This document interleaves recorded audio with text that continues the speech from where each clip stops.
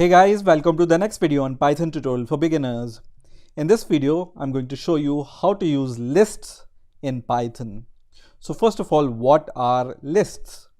So list in Python is a kind of collection which allows us to put many values in a single variable.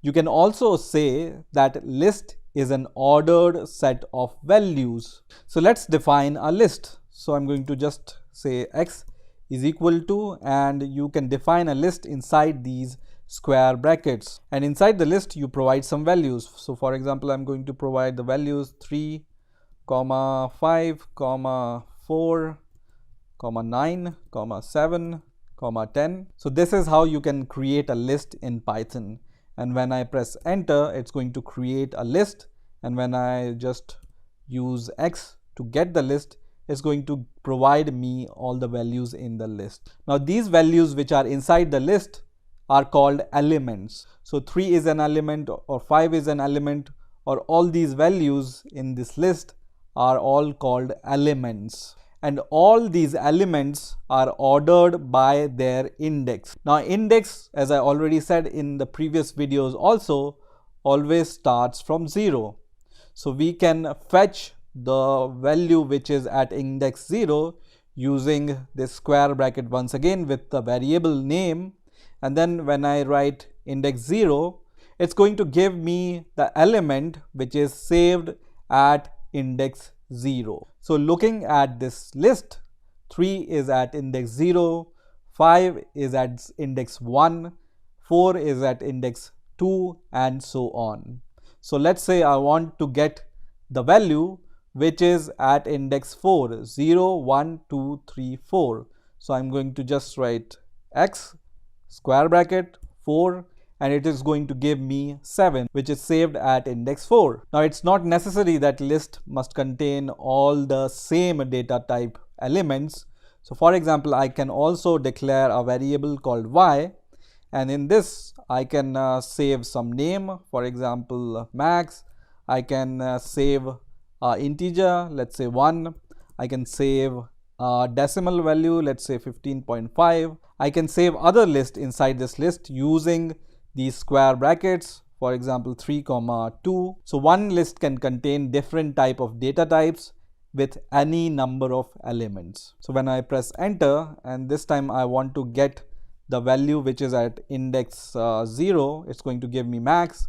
And once I want to get the value which is saved at index 3, then it's going to give me this list which I have saved at index 3.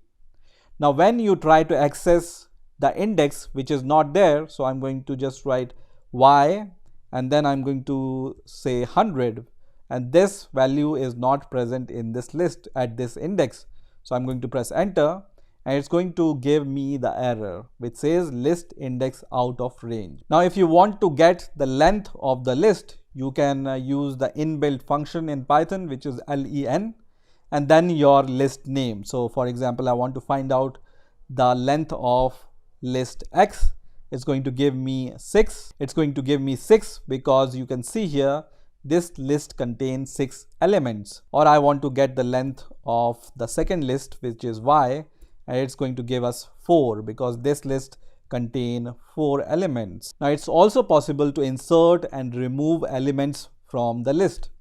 So for example, I'm going to use x which has 6 elements till now, and I'm going to insert the 7th element. So I can use a method called insert, and you can see this method takes an index and the object name. So I'm going to choose this, and the index at which I want to insert the value is at index 2, and the value I want to insert is some string, for example Tom, and I'm going to press enter, and I'm going to print the values inside the x list.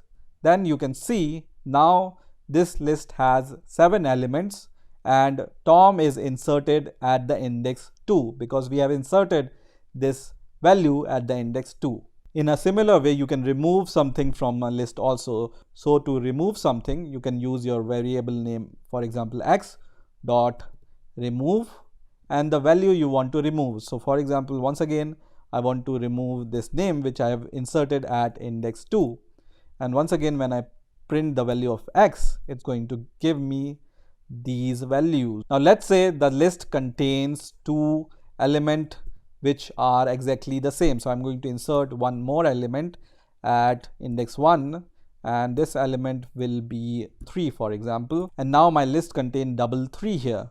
And if I want to remove this 3, so I'm going to just call this remove function once again, and I will say 3 here and then press enter. You can see only 3 is removed from this list. So you can see these 3 are at index 0 and index 1. So this value is removed, which is at index 0, and this will remain in this list. So if a list contains duplicate values, it's going to remove the value from the left, and also remove is going to remove only one object which is found first in the list. Now if you try to remove the element which is not there in the list, so I'm going to remove something which is not even there in this list, then it's going to give us this error which says that this is a value error and it cannot remove this value from the list. Now there is one more function with the list, which is a pop method, and this we can use to remove the values from the last. So you can see our list was previously having 6 elements and 10 was the last element, and when you use this function which is pop, it's going to pop this 10 from the list.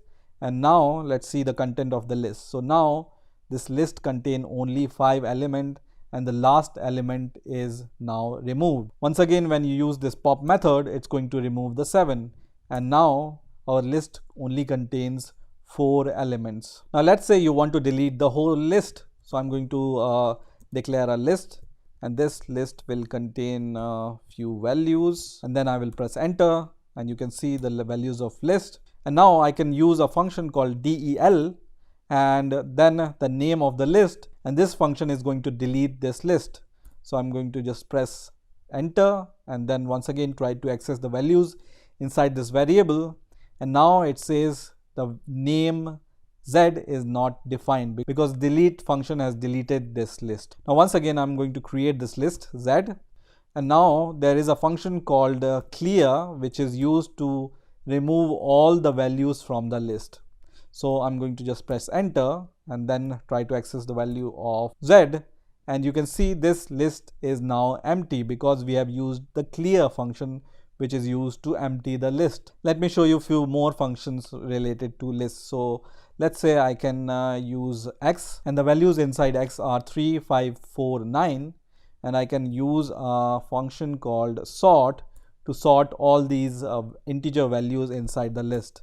And once I press enter now you can see all the values are sorted, and you can see all the values are sorted in ascending order. You can also use this method x.reverse, and it's going to reverse all the values. So once I use the reverse function, and then when I try to get all the values inside the list, you can see all the values are now reversed. There is also a function called append, and here you can append anything to your list. So I want to append 10 to my list, and when I try to access this list, you can see at last this 10 is appended in my list. Also, if you want to copy one list into another, you can use, let's say I'm going to declare a variable called s here, and I want to copy all the values from x list. I can use x.copy, and this is going to copy all the content of my x list into